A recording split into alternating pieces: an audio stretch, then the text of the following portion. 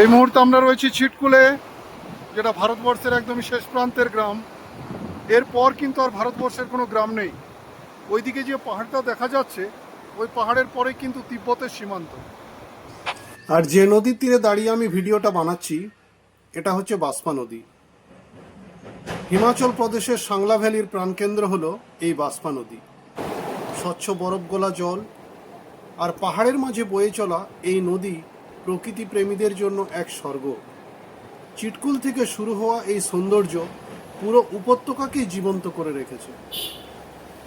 চিটকুল শুধুমাত্র একটা পর্যটন কেন্দ্র নয়, এটি এমন একটা জায়গা যেখানে প্রকৃতির সঙ্গে নিজের এক গভীর সম্পর্ক অনুভব করা যায়। যদি কখনো আপনি স্মৃতি বা সাংলা ভ্রমণে আসেন, তাহলে চিটকুলকে অবশ্যই আপনার ভ্রমণের তালিকায় রাখবেন। বিশ্বাস করুন, এই গ্রামের সৌন্দর্য আপনার মনে চিরকাল রয়ে যাবে।